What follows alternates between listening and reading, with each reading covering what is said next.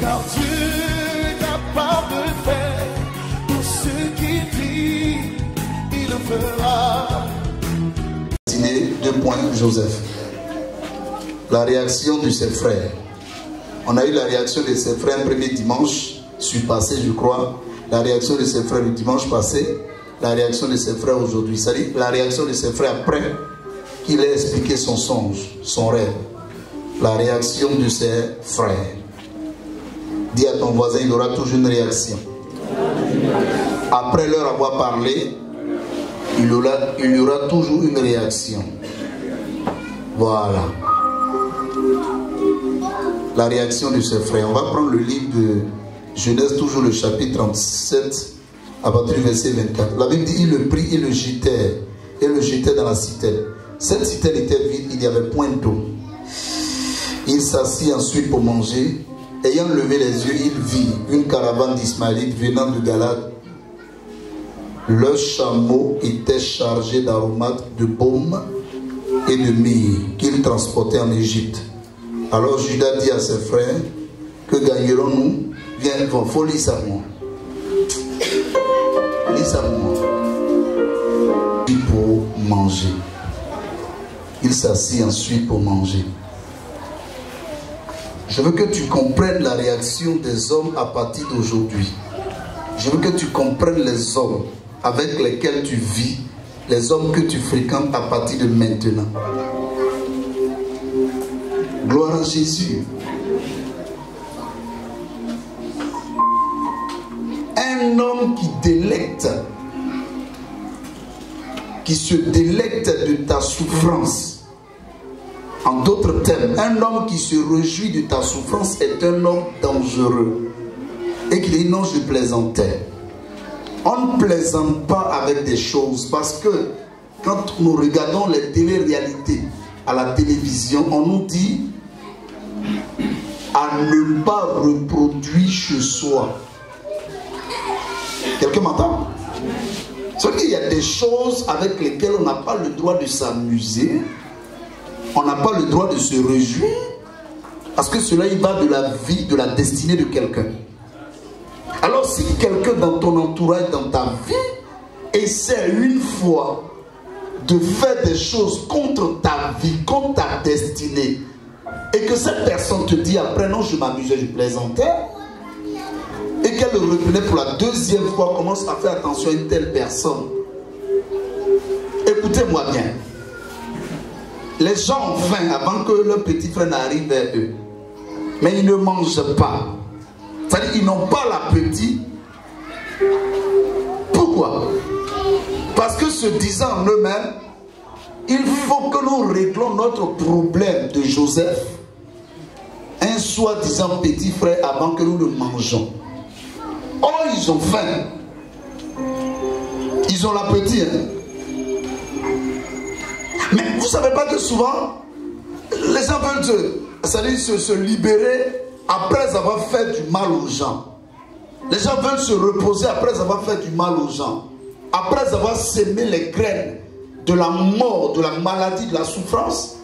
Ils veulent, eux, se reposer, se retirer.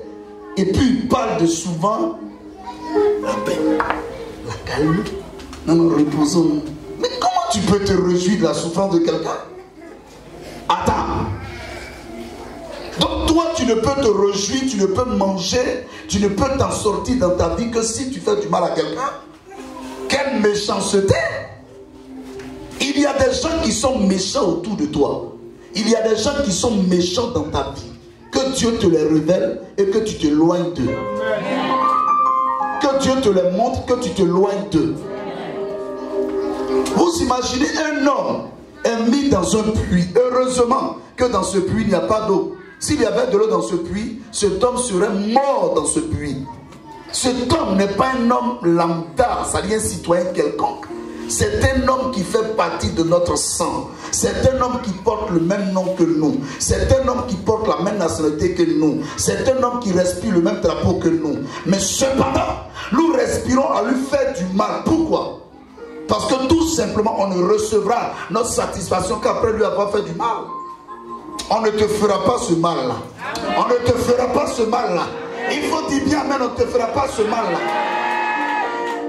Attends. Toi, tu attends faire du mal à quelqu'un et puis tu appelles, j'appelle à la paix. Pourquoi? Pourquoi?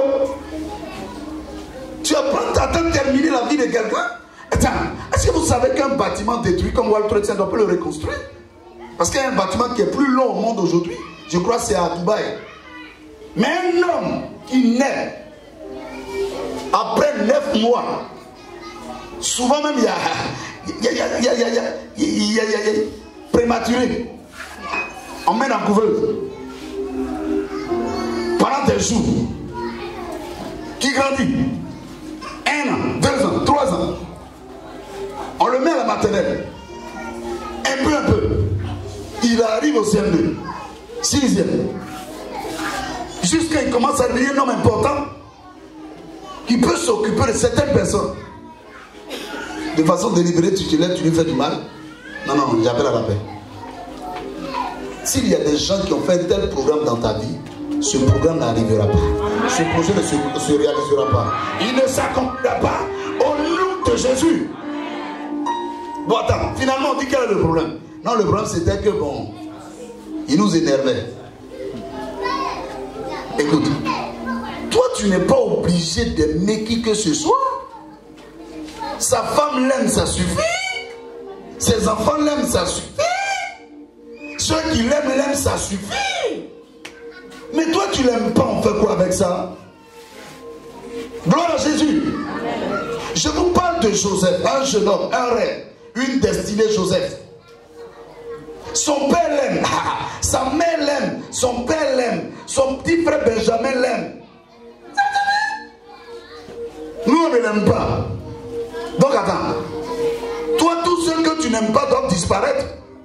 Écoute-moi bien, il y a quelqu'un qui respire ta disparition. Il y a quelqu'un qui respire un meurtre contre toi. Ce meurtre et cette disparition n'arrivera pas au nom de Jésus-Christ. J'annule ce projet. En cette fin d'année, je détruis ce projet dans le nom puissant de Jésus-Christ de Nazareth. Si tu as bien entendu, dis-moi Amen. Vous ne voyez pas le premier meurtre de la Bible? C'est un autre bizarre. Quand on dit Amen, on s'aime dessus. J'ai dit de parler de flanc. Quand tu prends la parole, tu dois poser des... Donc le bonheur là, pour que tu saisisses ça. Écoutez, c'est souvent malsain. C'est souvent terrible les versions de faits qu'on entend des gens. Bon, tiens, non, à un certain moment donné, moi, quand le grand frère, je suis allé faire une offrande à Dieu. Voilà, j'ai eu dans mon cœur de faire une offrande à Dieu. Voilà, ok, je suis ressorti de la présence de Dieu. Je sentais que Dieu n'était pas content, mais je suis ressorti quand même. Bon, ok, gloire à Dieu. Mon petit frère va faire son offrande aussi à Dieu. Il ressort, je le vois tout gai, tout heureux. Il dit, mais attends, le visage avec lequel il sort de la présence de Dieu n'est pas le même visage avec lequel moi je suis sorti. Donc il y a problème. Donc Dieu a agréé pour lui. Et puis moi, on n'a pas été agréé. Non, c'est pas normal. Pourquoi Dieu a agréé pour lui? Pourquoi Dieu a agréé l'offrande d'Abel? C'est la raison du premier meurtre. Hein? Abel n'a pas cherché la femme de Caïn. Abel n'a pas insulté Caïn. Abel n'a pas giflé Caïn. Il n'a pas pris le restant de nourriture de Caïn. Il n'a pas volé la haine de Caïn. Simplement, on est allé à l'église. Mais pourquoi toi, tu as été apprécié par le pasteur? Pourquoi? Si le pasteur t'apprécie, Dieu t'apprécie? Ouais. Non, on va régler son compte. Frère, je ne sais pas qu'est-ce que les gens pensent de toi. Sœur, je ne sais pas comment les gens pensent de toi. Mais si quelqu'un a une mauvaise pensée de toi, cette pensée-là ne se réalisera pas contre toi. Elle ne se réalisera pas. Elle ne s'accomplira pas. Je la rejette. Je l'annule au nom de Jésus. Celui qui me dit Amen est délivré des projets ténébreux de ses ennemis. Non, pourquoi les gens l'apprécient? Ton problème, Dieu ne va pas. Dieu ne va pas manger. Mais il se trouve que les gens l'aiment. Pourquoi les gens l'aiment? En Afrique, comme ça. En Afrique, pourquoi les gens l'aiment? Hey, quelqu'un a dit que pourquoi les gens t'aiment, il faut faire des médicaments, il faut faire des pratiques. Bon, c'est que Satan allait être le plus aimé au monde. Parce que lui, il est franc-maçon. Il est Jésus-Christ. Il est charlatan. Et il est marabout. il est sorcier, il est le méchant, il est le menteur, il est l'accusateur, il est tout mauvais. Mais est-ce que toi tu l'aimes? Tu l'aimes? Tu aimes Satan? Tu aimes Satan? Non! Écoutez, quand on aime quelqu'un, c'est une œuvre divine qui a été faite comme ça. Écoutez, pour aimer quelqu'un, il faut que Dieu mette son amour dans ton cœur. Vous comprenez? Mais non, attends. Pourquoi il est aimé?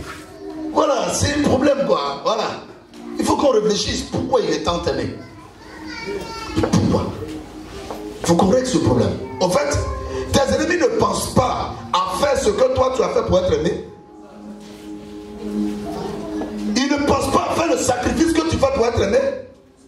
Ils pensent au fait que tu sois aimé seulement. Écoutez-moi bien. Je ne sais pas pourquoi on ne t'aime pas. Je ne sais pas pourquoi des projets ont été faits comme ta vie. Mais si quelqu'un avait fait un projet, pendant que je parle ce matin, ce projet est annulé, il est révoqué, il est détruit. Au nom de Jésus-Christ, tu ne mourras pas selon le bon plaisir de tes ennemis. Tu ne tomberas pas selon le bon plaisir de tes ennemis. Tu ne tomberas pas. Tu ne tomberas pas. Je le dis au nom de Jésus. Celui qui me dit Amen, il vivra. Vous voyez aux États-Unis quand il y a eu l'élection entre Barack Obama et puis Clinton et Hillary dans le parti démocrate. Barack Obama c'était un homme éloquent. Il a fait Harvard, c'est un Africain cependant. Il parle bien. C'est un black. Il parle bien. Il s'exprime bien. Attendez, vous ne savez pas qu'on peut aimer quelqu'un parce qu'il s'exprime bien. Toi tu ne t'exprimes pas, mais tu as d'autres qualités que l'autre n'a pas. Mais tu as quel problème là? Tu commences à devenir sorcier. Tu penses que tu peux avoir mon don, tu peux avoir son don, tu peux avoir son don, nous tous notre don, en toi seul, autosuffisant.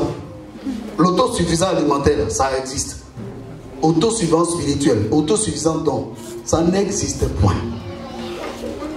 Messi connaît le ballon, mais il n'est pas plus élégant en termes d'habillement que Cristiano Ronaldo. Mais si c'est un problème, va te déformer, casse-toi d'appareil et puis mets-toi des os, mets-toi des quoi? Des tablettes chocolatées. Tu sais jouer ballon, tu es le dieu du football. En tout cas, on s'incline. Mais quand c'est Ronaldo s'habille, on dit waouh, quelle élégance. Tu as quel problème là? Vous savez, il y a des gens qui développent des esprits sorciers. Tu es là. Ton nom est dans la bouche de tout le monde. Les gens, mais quand tu vas à la source pour demander l'information selon laquelle on ne t'aime pas, pourquoi on ne t'aime pas? Et non. Pourquoi la bande de comme bleu? Il aime trop le bleu. Attends, c'est un problème? Est-ce que c'est un problème? Est-ce que c'est un problème? Vous savez ce qui s'est passé le premier jour dans l'humanité là? Ça continue de se passer, hein? Où on demande au meurtrier de la personne, pourquoi l'as-tu tué? Il dit, je ne sais pas. Ta vie ne sera pas gaspillée. Ta vie ne sera pas détruite. Ta vie ne sera pas gaspillée. Ta vie ne sera pas détruite. Tu seras une bénédiction pour ta génération. Tu seras une grâce pour ta génération. Tu seras une faveur pour ta génération. Tu seras une opportunité pour ta génération. Tu seras une opportunité pour ta génération. Ta génération bénira le Seigneur de t'avoir connu. Et les hommes de ton temps, les femmes de ton temps, rendons grâce au Seigneur de t'avoir connu, frère. Pendant que je parle, c'est de toi qu'il s'agit. Par la puissance de Dieu, c'est de toi qu'il s'agit. Frère, les hommes béniront le Seigneur de t'avoir connu. Waouh, je me rappelle, dans l'année 2019, avoir connu un frère du nom de Francis. Oh, je bénis Dieu parce qu'il a été une bénédiction pour moi. Écoute, tu seras une bénédiction pour ta génération. Tu seras une bénédiction pour les hommes de ton temps. Même après toi, tu seras une bénédiction. Vous ne voyez pas, vous voyez. Vous voyez mort. Mais on parle plus du feu Boigny même que ses parents eux-mêmes. Ah, c'est pas de sa faute. C'est pas de sa faute.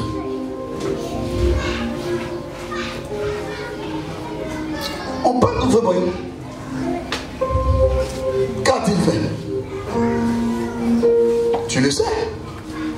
Il y a des butubes sur lesquels tu m'as dit, ça c'est depuis le temps du feu Boigny. Vous voyez, certains même disent le vrai bon nom, on l'a perdu, précis lorsqu'on l'a perdu. Là, toi, tu es levé pour effacer son nom. Cherche à te faire un nom. Ah, cherche à te faire un nom.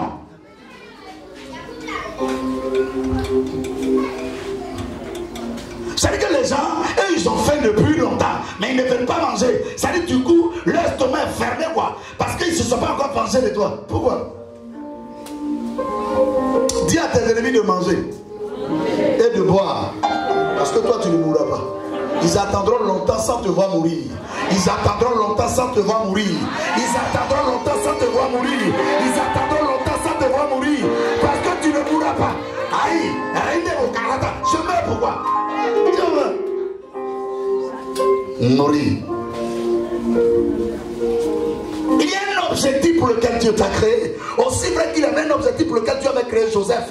Alors Joseph ne pouvait pas mourir. On peut le mettre dans un puits, on peut le mettre dans une citerne, mais Joseph ne pouvait pas mourir. Je ne sais pas où on t'a mis en ce jour. Pendant qu'ils se réjouissent, la réjouissance ne va pas durer parce que tu ne mourras pas. Là où ils t'ont mis, tu ne mourras pas et tu résisteras. Tu résisteras, tu résisteras, tu résisteras, tu résisteras, tu résisteras. 27 ans durant, les gens ont mis Nelson Mandela en prison. Réunis-toi toi-même. Réunis ton peuple. Réunis l'ANC. Il a régné. Il a régné. Je parle de la version officielle de l'histoire. Il a régné. Il a régné. Bien au contraire, il a tenu. Vous savez, quand tu es oppressé, dans l'oppression dans laquelle tu te trouves, tu développes une autre nature. C'est en cela que tous les animaux que vous verrez, ils ont une capacité de résistance à un certain moment donné. Alors pourquoi tu vas voir l'escargot qui a sang, tu vas voir la tortue qui a sang, tu vas voir l'hérisson qui a sang, la boutique qui a sang. Murelle de protection. Ils t'ont mis dans une situation, ils t'obligent à te développer. Ils t'obligent à t'auto-créer. Ils t'obligent à t'auto-redéfinir. Au fait, ils t'obligent à faire sortir de toi ce qui était, dont tu n'avais pas conscience. Amen. Et ils te mettent dans un puits, ils pensent que tu vas mourir dans le puits. Ils te mettent au cachot, ils pensent que tu vas mourir dans le cachot. Tu ne resteras pas dedans. Mais mieux, tu développeras une autre caractéristique. Tu développeras un autre caractère. On dit, mais on ne l'avait jamais connu comme ça. Lui, on le connaissait comme un homme. On la connaissait comme une femme. Comme ça, mais attends. Le trait de caractère qui commence à développer, à manifester depuis ces derniers temps, c'est, attends, on ne l'avait jamais connu comme ça.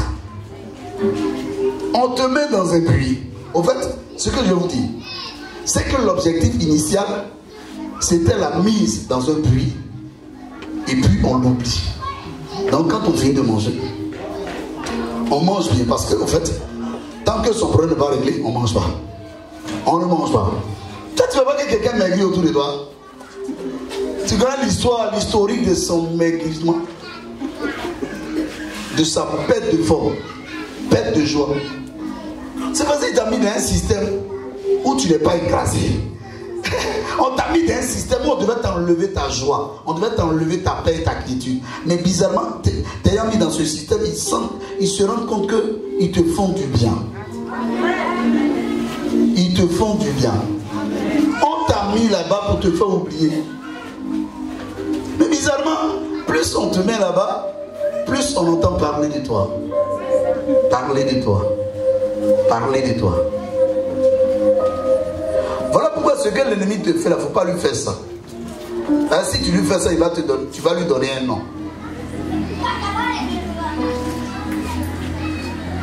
Celui qui t'a mis quelque part, si tu parles de lui en disant son nom, tu vas lui donner un nom.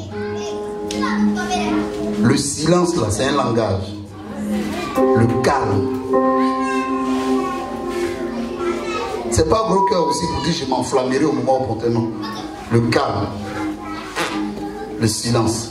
Et pourquoi tu ne parles pas? Le chien aboie. La caravane passe. Et puis tu vois ce qui se passe. Ils ne sont pas malades. Ils vont t'appeler pour te dire tel est malade, tel est bon. Ils ne sont pas malades. C'est à cause de toi qu'ils ont ces problèmes. Laisse-les dans leurs problèmes. Et ils mettent Joseph dans le puits. Et puis ils commencent à manger. On dit, ils s'assient et puis ils mangeaient. Toi, tu peux manger à côté des cadavres. Tu peux manger à côté de quelqu'un qui a un problème. On parle de ces problèmes, tu ne cherches pas de solution. C'est manger qui t'intéresse.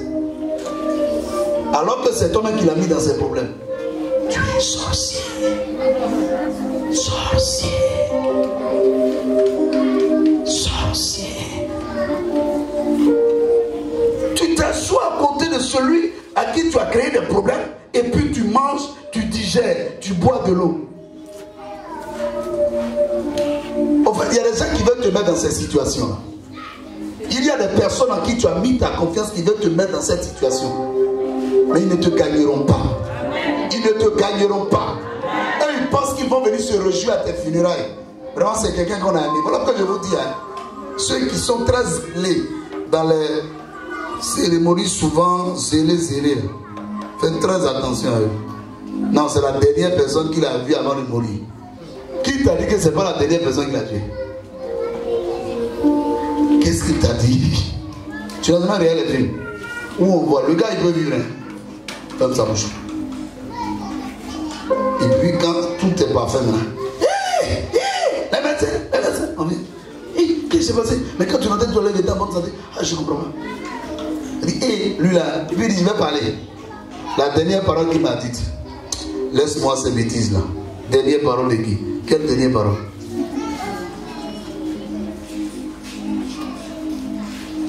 Un ministre qui est mort avant-hier.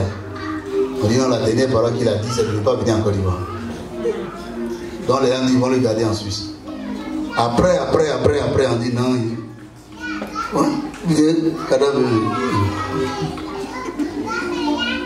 Quelle dernière parole? Faites attention à ceux qui veulent garder vos dernières paroles. Qui t'a dit c'est ma dernière parole? J'ai encore de la vie en moi. Ils vont se tromper à ton sujet.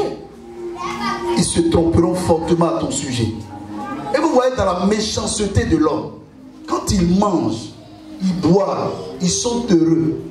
La Bible dit, ils lèvent les yeux et ils voient venir qui? Qui arrive? Prends ta Bible. Il va venir qui? Il va venir qui? Ismaélite. Ceux qui ont levé les yeux étant en train de manger et qui ont regardé là, ce sont les enfants de Jacob, donc Israël. Et quand ils lèvent les yeux, ils voient venir qui? Ils voient venir qui? C'est pas n'importe quelle personne. Ils voient venir les Ismaélites. Tu as été choqué de voir que celui que tu appelais frère allait tisser alliance avec l'étranger pour te faire du mal. Faut pas que ça va t'étonner. Ton cas est sérieux. Attends, souvent dans les familles, on dit mais lui là, c'est lui qui a juré détruire toute la famille. Comment tu peux t'entendre avec lui? Ne sois pas étonné. C'est des partisans. Ils sont ensemble. L'autre, on l'appelle l'ennemi. Souvent physiquement, on l'appelle l'ennemi sans l'avoir entendu. Pourquoi? Parce qu'il est né de l'ennemi. Parce que l'enfant de mon ennemi, c'est mon ennemi aussi. Hein. C'est pas ça. Mais ceux que tu appelles des frères là, et ils ont ça dans l'âme. Ça est dans leur esprit. Eux, ils respirent ça. Sinon, ce que vous devez comprendre, c'est que Ismaélite vient d'Ismaël. Et Ismaël, c'est l'enfant que Abraham a eu de sa servante Agar. Et puis, qu'est-ce qui s'est passé? Sarah a jugé bon qu'elle ne devait pas avoir un tel enfant dans sa maison. Elle prend la décision de demander à son mari Abraham de chasser Agar et son fils Ismaël. Donc Ismaël qui sort de la maison d'Abraham. Abraham qui est le père de Isaac. Isaac qui est le père de Jacob. Ils n'ont pas de relation avec Ismaël. Bon. Il n'y a pas de relation officielle en tout cas. Mais tu sais que pour te faire du mal, là, les gens sont capables d'aller tisser des alliances avec des gens bizarres. Parce que tout simplement, on veut te faire du mal. Eux-mêmes, ils savent que naturellement, de façon étymologique, on ne s'entendra pas. Mais entendons-nous un temps soit peu pour atteindre un objectif commun. celui de faire du mal à X ou à Y. C'est ça. Donc tu es étonné de la relation incestueuse entre tes ennemis. Mais attends, comment peux-tu être amoureux de ton violeur? C'est juste pour te faire du mal, mon frère. Sinon un violeur, quand on l'attrape, on le met en prison. Mais pour te faire du mal, on peut s'entendre. Les choses sont bibliques. Si tu lis la Bible, tu comprendras beaucoup de choses. Rien ne t'étonnera, Ecclésiaste a dit, rien de nouveau sur la terre. Et mon frère Christ, lui là c'est mon frère sang, c'est mon frère sang. Mais comment comprendre que ton frère sang avec qui tu es en froid peut tisser amitié automatique avec quelqu'un qui te jure te faire du mal? C'est pour prendre des informations pour s'appuyer sur ses dires, pour avoir assez de force pour te faire du mal. Parce que ce que vous avez partagé ensemble, il ne peut pas te regarder dans tes yeux pour t'abattre. Et il passe par un ennemi juré pour lui prêter le flanc. Je t'encourage, tu avec ma caution.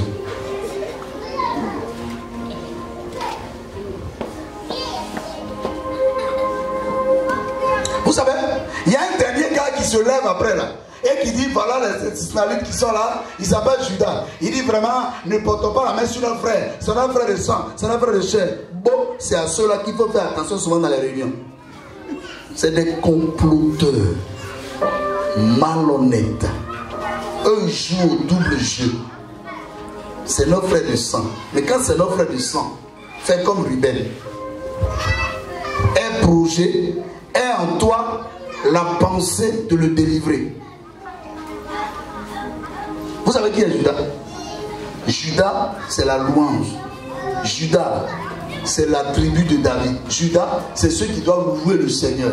Voilà pourquoi quand Josaphat était en palabre avec combien de rois là, il a demandé à l'Éternel qu'est-ce qu'on fait. L'Éternel lui dit que Judas passe en premier. Ça dit la louange passe en premier. Judas c'est la louange. Tu es étonné que des gens qui se disent chrétiens, eux-mêmes là ils passent devant et puis disent faisons mal, faisons mal. Ne sois pas étonné.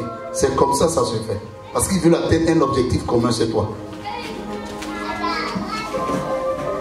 Ne t'étonne pas. La ligue des méchants contre toi.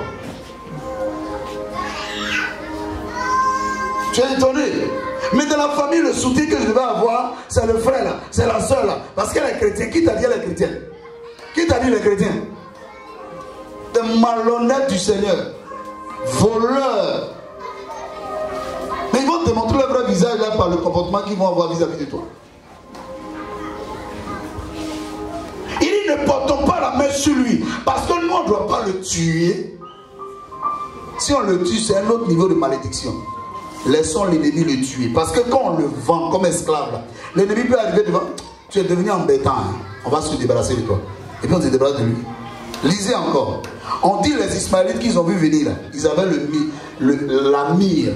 Ils avaient le baume. Ils avaient ceci, l'encens. Ils avaient tout ça. Est-ce qu'ils avaient l'homme dedans? Est-ce qu'ils ont dit d'acheter l'homme? Tu vois, parce qu'on veut te faire du mal, on développe un système. En fait, les gens n'avaient jamais signé d'accord par rapport à toi, par rapport à une certaine, je vais rentrer dans certains domaines ce matin, mais Dieu soit loué. Hein? Et puis, spécialement pour toi, en moins d'un cas, on signe des accords là pour te livrer. Les gens ne veulent pas l'homme. Hein? Eux, ils sont des commerçants. Alléluia. C'est des commerçants officiellement, c'est des commerçants. Mais parce qu'on veut te faire du mal, tes frères font signer des accords avec eux, où on change leur programme. Eux, ils ne vont pas l'homme. Mais tellement le prix auquel on veut te vendre est un prix misérable, insignifiant, de 20 cycles. Le gars dit, ah, avant on ne vendait pas l'homme, mais voilà une opportunité, on a eu l'homme. 20 cycles, c'est pas beaucoup. Hein. Dès 20 000 francs. Dès 10 000 francs. En fait, on comprend qu'il veut se débarrasser de l'autre. Prenons-le, on peut le vendre un peu plus cher. On hésite. Là où on va. Est-ce que tu comprends ça? Les faux frères du Seigneur, les faux frères dans le Seigneur, fais très attention à eux.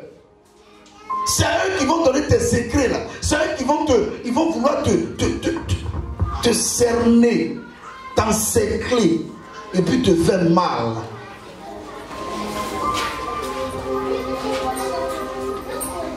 Celui qui a livré Dadis Camara paraît que c'est son aide de camp.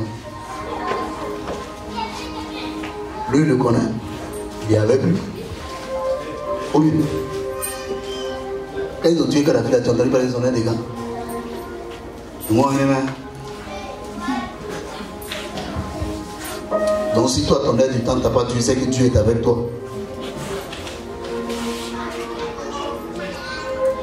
C'est que Dieu t'aime. Même tu n'as pas aide des gars, mais tu as ange des camps. Tu es aimé par Dieu. Parce que tu aimes Dieu.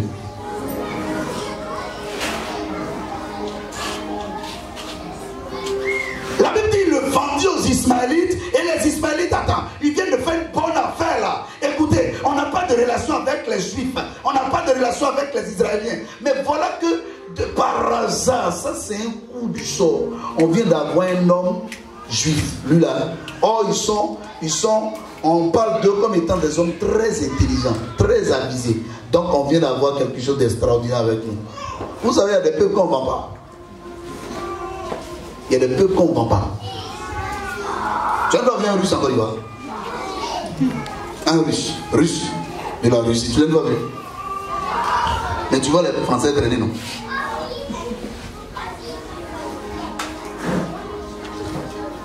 Il y a des gens dans leur sang. Il y a quelque chose qui coule. Donc on entend parler qu'ils sont quelqu'un, on ne peut pas les laisser là-bas. Mais généralement, quand toi le juif, quand toi l'enfant de Dieu, tu décides d'aller vendre ton frère, mais celui à qui tu le vends, qui est un mystique, qui est un méchant, il se dit c'est une aubaine, une opportunité. On vient de me livrer les secrets d'un frère. Il crie trop au quartier ici, on va lui livrer. Avec des informations sûres.